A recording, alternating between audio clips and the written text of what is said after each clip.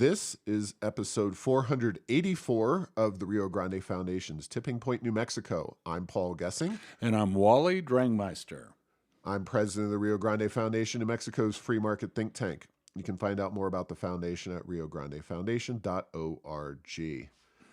Wally, most listeners of this podcast, which talks about economic policy in the state of New Mexico from a fiscally conservative perspective, would probably not consider us a ray of sunshine in terms of eternal optimism about the outcomes coming from Santa Fe. But I think if that's what you're looking for, you probably should not listen to this show in general. But you know, unless you can handle Terry Jack's "Seasons in the Sun," an old, very depressing song. If you can't handle that, you probably shouldn't listen. But yes, we will try to put as good a spin on this. We will try to put lipstick on the pig that is turning into the 2023 legislative session in Santa Fe. This pig is going to need more than lipstick. It's going to need lipo and a whole array of other procedures. And we're going to talk about this thing for a good several minutes because the tax bill, the omnibus tax bill, came out. As everybody who listens to this show regularly knows, the Rio Grande Foundation drinking game is talking about the gross receipts tax and what an economic killer it is, the pyramiding, the taxes on business services, etc. We have advocated and researched and discussed that for over a decade now. And with a $3.6 billion surplus, we were certainly hopeful that there would be action taken on that particular issue. Hopes were further raised. Obviously, November was not great. The election did not result in a bunch of people being elected that were inclined or expert in those policy areas. But then the governor came out and specifically endorsed legislation along those lines. So we were pleased by that. She didn't talk about it during her campaign, but she stated publicly that she was supportive of reforming the gross receipts tax and its worst job-killing aspects. Well, HB 547, this is the omnibus tax bill. It is based on a lot of bills that have been heard in the committee over the legislative session. And I'll spoil it first. It does not include gross receipts tax reform. It is ultimately, this is a bill that I would find hard to stomach if we were just in a average budget year. There was no major surplus available. But the fact that this is what comes out of a discussion in the legislature with a $3.6 billion surplus, it's an abomination, and it is one of the great missed opportunities in state tax policy in New Mexico, certainly in the 17 now years I've been dealing with this stuff. Yeah, and Paul, just as you look at this, so it's really beyond the revenue that's raised by taxes to just fundamentally punishing tax policy. So here's the thing. You can have a tax policy that's punishing the business but raises a lot of revenue for the state. These policies that we have are really just punishing of business. So who's the really beneficiary of that? It's a little bit like, remind me, it's the epitome of inefficiency because it doesn't really do much to raise total revenue for the state, and it hurts business. And guess what? These are the businesses that hire employees, that provide jobs, that make the economy go. These tax policies are reminding me almost of really bad regulation. If you have a really bad regulation, there's no beneficiary. It Right. does not do anything good. And that's kind of to the point we're at. And then those who say, well, if we only had more money, we would make some changes. Well, that's out the door because I won't say never will we have more money because believe me, oil prices could go up even further in the coming year and we could have more tax revenue even than we have now. But it would just say there is plenty of money to do what we need to do and to make a big dent in improving the prospects for economic activity in New Mexico with the money we have now, and they really aren't doing that. Yeah, so let's run through this thing. We talked during the session about HB 119, which added 2 new income tax brackets to the personal income tax, 6.5 and 6.9%. We said this is a bad idea right then. Now, if this is passed, couples earning over $200,000 will go from a 4.9% top rate to a 6.5% top rate. In excess of $500,000, the top rate will be 6.9%. And we're going to talk about Bill Richardson in this whole deal, but Bill Richardson left office having cut New Mexico's top income tax rate to 4.9%. So with $3.6 billion surplus, we're raising income taxes, and that impacts, doctors. And there's a quote in today's paper from House Tax Committee Chair Derek Lente saying, doctors can afford it. It's like, dude, sorry, we just had an entire issue with regard to the medical provider shortage. But You know what, Paul? Yeah. Doctors can afford it. They can also vote with their feet, as they've been doing, to go to places where they're not taxed as much, and they don't have the medical malpractice disaster that is turning into New Mexico's healthcare emergency. That's we're right there, I think, at an emergency again, not dealt with. So, yeah, it's not a question. It's not a question of affordability. Guess what? The state of New Mexico can afford to spend a lot of money on a lot of things too, and they have decided not to do so. Yeah. So, a lot of people are going to see their top income tax rate jump up from 4.9 to 6.5, and a few will see it go to 6.9%. Then we get to the corporate tax rate, which also increases because they are removing the 4.8% rate for income at the corporate level. It's less than 500,000. So it goes to a flat tax rate of 5.9%, which, there's pros and cons to flat taxes, but when you're doing it, you're getting there by just cutting out the bottom rates.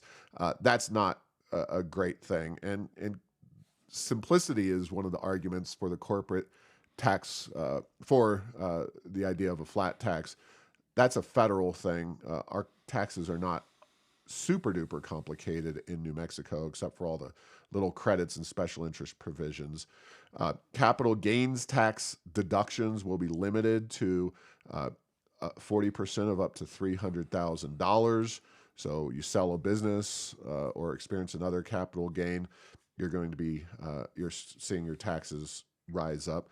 One of the weird things that we're surprised by, Michelle Lujan Grisham, $750 and $1,500 rebates that were going to be mailed out. Those got reduced dramatically to $300 or $600. We're not sold on that as a great policy, but given what else is in this bill, those rebates look like one of the few positives. A bunch of green energy giveaways, EV tax credit between $2,500 and $4,000 per car, $300 for EV charging stations, energy storage tax credit of up to $5,000, tobacco tax increases, alcohol tax increases. The only, aside from, the only real significant policy improvement here is that the gross receipts tax rate will go down 0.5 percentage points. So the state is at 5%. it's got a other small tax reduction baked in from last year's tax bill. So 5% down to 4.5% statewide. That'll be the rate. That's nice, but I did a back of the envelope calculation here, so stick with me. So 0.5% on a tax that raises $3-ish billion a year. 5.5 reduction on a 5% tax. So we're talking about a reduction in revenue of about $300 million based on 10% reduction. That is a fraction of $3.6 billion.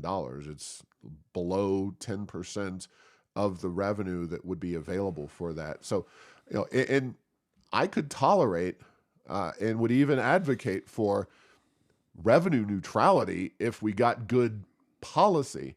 This is the height of bad policy. Like you said, it's not about the money, it's about the policy approach and the fact that this is, and this was acknowledged. I sat through committees and especially House Tax where they explicitly stated that this was not about raising lots of money. This was about progressivity and soaking the rich and or allegedly somehow preventing people from drinking too much alcohol. It's just ridiculous and very, very disappointing. Yeah. On the gross receipts tax, that reduction, it pales compared to the structural problems that they totally ignored. And I was, again, all things being equal, it's not like, oh yeah, reducing the gross receipts tax rate's better than increasing it. But there were so many other things they could have done that would be more powerful, I think, from a policy point of view. And then this idea of soaking the rich, there are so few of them in New Mexico anyway, and they tend to be in professions that we're having a hard time attracting. And then in the oil and gas industry, a lot of execs over the years have moved from Artesian, Carlsbad, and Roswell to the Midland, Odessa area, and this would just be further incentive to move them there. And then just finally on the capital gains. What happens is that if you have a huge capital gain that you're going to pay a tax on, you might decide, hey, maybe I ought to move to Texas before I cash out my big investment that I've made by taking the risk in whatever industry, whether it be a tech startup in the oil and gas industry, selling my business or whatever. You don't always get what you want from these tax policies. You get what you incentivize, and none of these incentives are really incentivizing people to come or stay in New Mexico. And then finally, to add insult to injury, while we're going the other direction, we're going in a negative way on income taxes. Texas obviously can't go below zero. They don't have an income tax. But the states around us, tax policy over the past decade has tended to get better and better and better. So even if we're standing still, we were going backwards. Well, now we're going the other direction. So, let's face it. People leaving California and moving places over the past several years have driven through or flown over New Mexico to go to Texas. And some of them stop in Arizona as well. And nothing here, I think, will prevent that. And again, we're talking economic improvement. People coming here, people having their businesses here, doing work, providing good quality jobs, and that's really what the big loser is in all of this. Yeah. Now I'm going to go back in history a little bit here. The gross receipts tax rate schedule. You can find these online. The state publishes them for all localities, and they go back in history. Well, the tax rate, gross receipts tax rate, right after Richardson left office here in Albuquerque was 7%. Yep. Which once the GRT reduction, assuming that this bill passes, and then the 0.125% that's already baked in passes, Albuquerque will be back down to 7.125%. Nothing spectacular, especially considering that we have been in a completely unprecedented oil boom, revenue boom in this state. So a huge missed opportunity. And then I will only cite Bill Richardson, who certainly The great Republican, we Bill had our Richardson. disagreements, but just this bill is the official nail in the coffin of Bill Richardson's, generally speaking, pro-business tax policy. He gave us the rail runner, he gave us the spaceport, he gave us the massive increase in film subsidies, but overall, Bill Richardson looks like Milton Friedman compared to the current crop of Democrats in this state, and it just shows you how far to the left they have gone. Yeah, and it's amazing as we look back for the fond days of the Richardson administration, but that's what we're faced in. And he had a pretty good run there because that was back when part of his administration is when natural gas prices were very high and things were going great guns. So there was some money to be had, but nothing like today. Nothing like today. They had to sharpen their pencils to do that. And so, and guess what? Okay, for those of you who have Wally Drangmeister and the Laffer curve just increasing a tax rate doesn't always increase total revenue. And given where New Mexico is relative to our other states and the competition we face, I have a feeling these tax increases in rates are not going to produce more revenue. Probably the opposite. The problem is it takes years and years and years, and it's tough to get a totally clean analysis on that. But I do think we're at that point, given what Colorado, Arizona, Utah have done. Now, given the progressive continued quote unquote leadership in New Mexico, what happened is not shocking. I would say that an article that ran in the Albuquerque Journal on Friday, written by Benny Shindo, chair of the Senate Tax Committee, and Peter Wirth, majority leader, provided a preview, an unwanted preview of what this was going to contain. That article included 4 points. We need to ensure that big out-of-state corporations pay the same tax as homegrown New Mexico small businesses. There was no policy proposal there, but that is the corporate tax increase, which doesn't even make sense because you're going after the small corporate taxpayers, not the big ones. But I digress. The wealthiest people in our state need to pull their weight. And then they talk about 20 years ago, the wealthiest New Mexicans received a state income tax cut. Well, who was that nefarious dude 20 years ago? Well, that's Bill Richardson. Third, we need to right another wrong made 20 years ago, so implying that the income tax cuts were wrong. Now we're going into the state capital gains tax, which also Richardson reduced 20 years ago. That nefarious man, he reduced the capital gains taxes, so that's points 2 and 3 of Wirth and Shindo. And these are two of the most powerful people in the New Mexico legislature. So certainly on tax policy, it is not a shock to me what this bill came up looking like.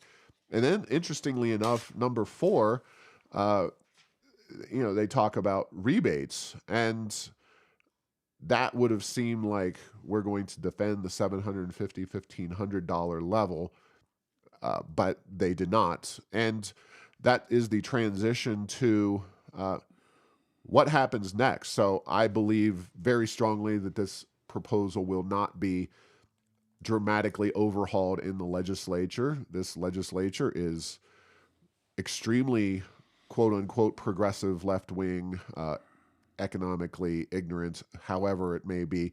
And I don't think they particularly care much. They feel like they have just been ratified. Their left-wing agenda has been ratified at the polls in November. But I think Lujan Grisham, the governor, and to think that Michelle Lujan Grisham could be the voice of reason in all of this. She has already said that she would like to see a bigger rebate. I also think that she is going to have some heartburn, even as a she's well to the left of Richardson. She's definitely more in line with the progressives than she is with Richardson. But I just think that she sees $3.6 billion surplus, and it's going to be tough for her to sell to the people of New Mexico major tax increases. I don't know. What do you think, Wally? No, I think, tax increases are not popular by anyone who pays them. But yeah, I think she may be between a rock and a hard place, though, because these bills may be pretty tough for her to veto as well. So She we'll could have to, line item do some of that. yeah, there is some of that, but some of these things are interrelated from a True. taxation point of view. So yeah, certainly spending, it's easy to do that. Uh, yeah, would she have the veto vato Governor Johnson wherewithal to say, "Hey, I'm going to veto all of these, and I need some other things, and we're going to come back and do a special session to get it right"? I don't know, but yeah, the optics does not look good for all of these tax increases, and it is interesting that the people who quote unquote aren't paying their fair share and pulling their weight and all those, the nameless, faceless straw person out there, unfortunately tend to be the exact kind of people that we're driving away or failing to attract. Again, I know I made that point a little earlier, but it just comes back to that. The people we need are OBGYNs. The people we need are entrepreneurs who want to start their businesses and operate them in New Mexico and not drive them away. I think the governor probably doesn't care about that because all of those impacts probably they take a little longer to be felt. But the fact is, if people pay more taxes and have less money, they notice that pretty quickly. Yeah, and I will get the exact quote here. This is from the Albuquerque Journal, dated Tuesday, March 7th, on the tax bill. As for those who might face a tax increase under the personal income tax, and that pretty much is all small business people and all businesses dealing with New Mexico, because you're either getting it from the personal income side or the corporate income tax side of things. So this legislation directly comes after any and all businesses, especially small ones. But for those facing a tax increase under the personal income tax code changes, Linte, the chair of the House Tax Committee, suggested that doctors, engineers, and other high-wage earners could afford the increase. So there you have it, folks. Doctors, just keep on going if you come to New Mexico. And that's only reiterated by the message from another hearing. SB 296 was discussed in the Senate Tax, Business, and Transportation Committee last week.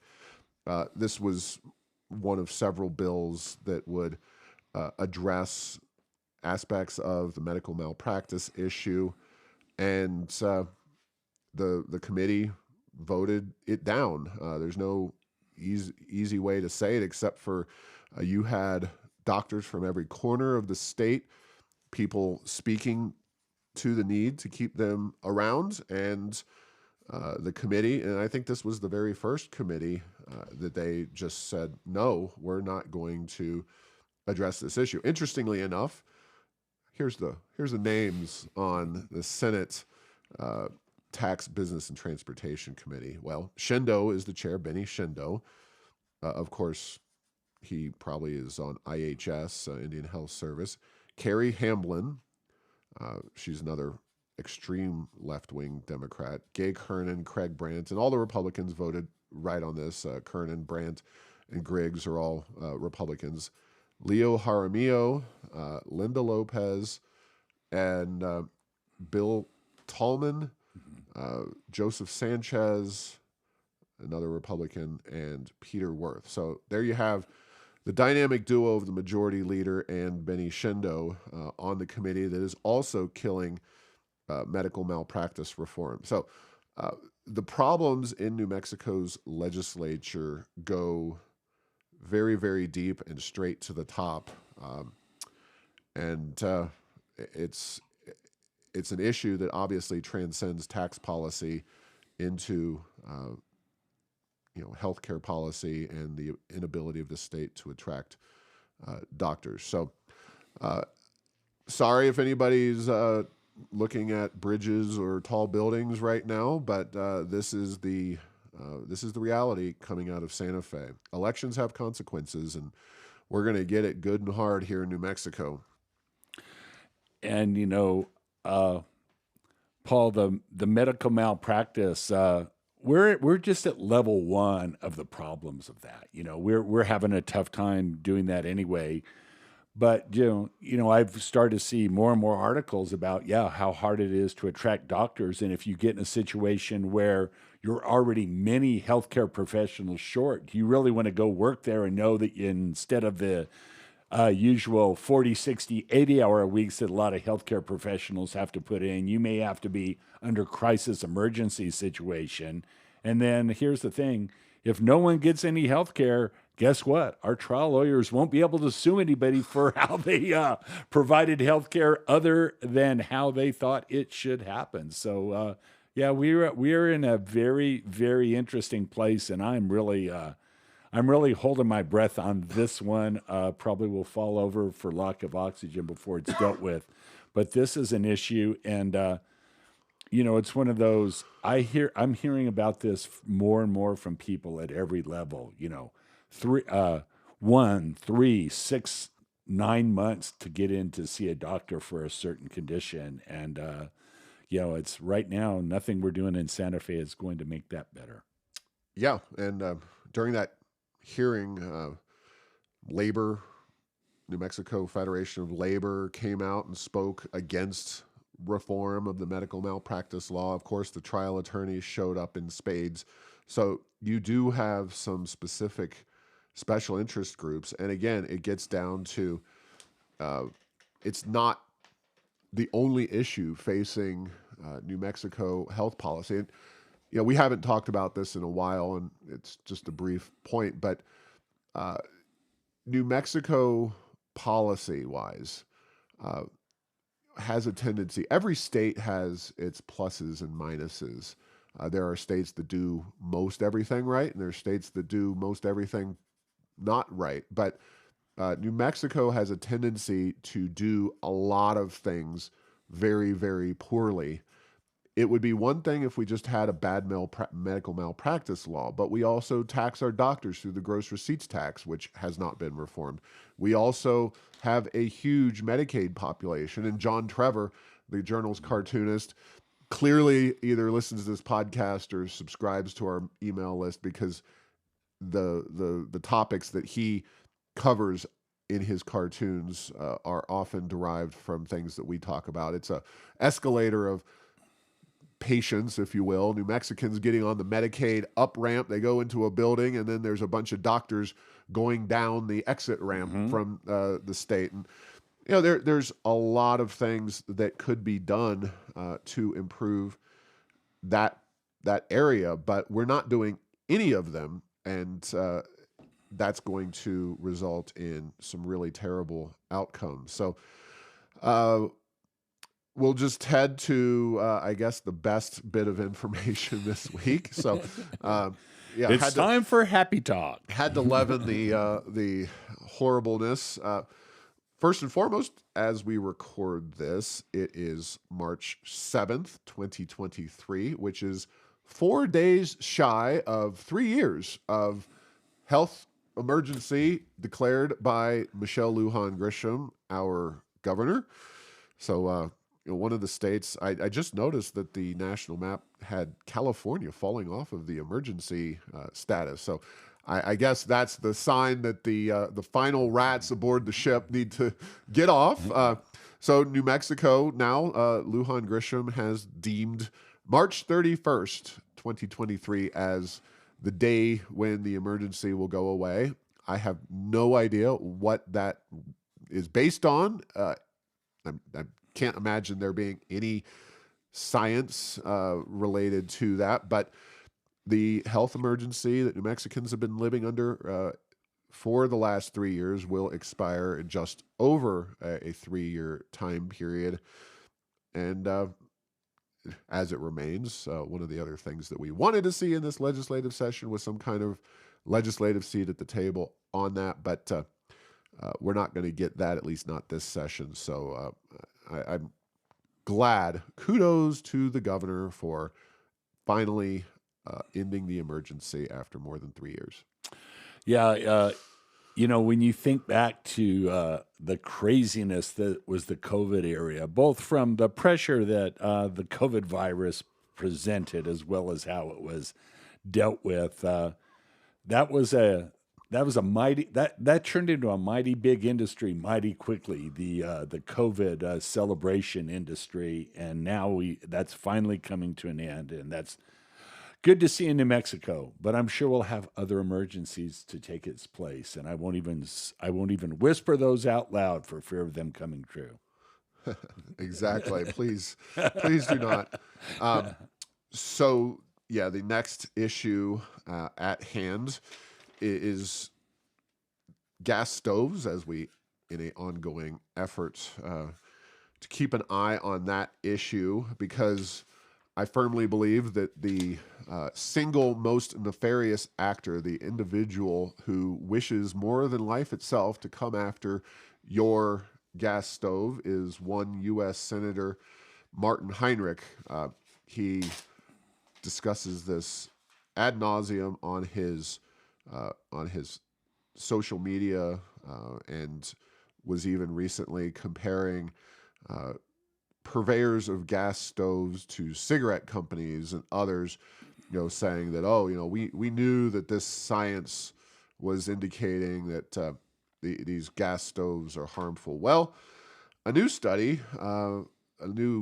specifically a review of the literature on gas stoves, so a meta-analysis, found gas stoves are safe. Regardless of that, the Consumer Product Safety Commission is considering, or at least moving towards, new regulations relating to gas stoves. The literature review, it's available at errorsofenchantment.com. Top line, cooking with natural gas is safe and not a significant determinant of residential indoor air quality. Furthermore, indoor air quality is impacted far more by the act of cooking than the fuel you use to cook it. The most effective method to protect health is to provide proper ventilation. Additional factors influence the nature and extent of emissions during cooking, including type of food, oils used in cooking, cooking temperature, and time, along with proper ventilation. Reports linking gas cooking to negative health outcomes rely on analyses that do not make that connection. But the Consumer Product Safety Commission, of which we discussed, including with Hal Stratton, co-founder of the Rio Grande Foundation, former chair of the Safety Commission, they have put forth a request for information to seek public input on chronic hazards associated with gas stoves. This is often the prelude to beginning a regulatory process. So anyone who says, oh, the federal government, oh, the Biden administration is not coming after your gas stoves, BS. Yeah, they are. Now, whether they'll be successful, and to just summarize those findings, what you cook, another way of saying that is if you're frying something and you're vaporizing oil, it doesn't matter whether you're vaporizing that oil with natural gas or with electricity, it's going to create problems. And so this, Paul, is a weird one. I don't know where this came from. It's one of those, I think they must have done a focus group and said, hey, if I were to tell you this, would you believe me? And they're like, yeah, we'll believe you. Like, hey, let's go start saying this. But, in terms of all the things that you could work on, here's the thing. If I switch from natural gas to electricity to cook my food, guess what? That electricity is made with natural gas. And so, the inefficiencies of generating with electricity with natural gas, then having to transmit it, the inefficiencies of using that in an electric cook service. There's whole lots of issues, and this one, you were on it early, Paul. I must say, you saw this for what it was before almost anybody else, and Yeah, I don't think this one's going away anytime soon, but it is a very odd thing to have gotten so much momentum from the government. Well, I'll tell you where it's coming from. At least nationally, it's coming from Martin Heinrich. You just have to follow him on Oh, Twitter. but why? You know, the Yeah. why, where is it coming from conceptually? What is the problem that we're really trying to solve here? Well, You know, there are people, groups, radical environmentalists who oppose the usage of fossil fuels in any way, shape, or form. including making electricity and keeping the Yep. lights on. Yeah. So I just, it's unfortunate because the average people who are going to wind up having to deal with this are the people who may not listen to this show and may not be very well informed. But it's going to come for you and your family. You're going to have to deal with dramatic impositions upon your way of life. And yeah, Senator Heinrich, radical environmental groups are pushing this, leading this charge. So moving on, Cato Institute produced a interesting chart, and this is, I call it a chart in motion. I don't know what the exact terminology is. It's again posted at errorsofenchantment.com, but it's the one of those charts that has different lines on it. In this case, all 50 states, going back to 1962. So a good long time. Way back in 1962, New Mexico spends 17.2% of the state's personal income. So that was, let's see, I think it was also about 16th, 15th place across the country. New Mexico was on the big side when it came to government, but way back in 1962, we were not out of line with other states. You look at, press go and you move forward and you see New Mexico pretty quickly bounce close to the top in the mid 60s. And then, you see it just bounce around, and it's fascinating to watch. But you get up to 2020, which, to be clear, is not actually now. It's 3 years ago, in the sense that we have seen a massive increase in the size and scope of New Mexico budget, the budget, because of the impact of the oil and gas revenue and the spending that's gone on, double-digit increases. But as of 2020, New Mexico spent 26.6%. This is state and local in both cases, 26.6%. So in real terms, it went up 10%, 10 percentage points. It grew, let alone the percent of 17%. So by a third, it grew very, very quickly. The only state that surpasses New Mexico is Alaska, at least surpassed us as of 2020. So New Mexico, one of the very biggest government infrastructures in the entire country.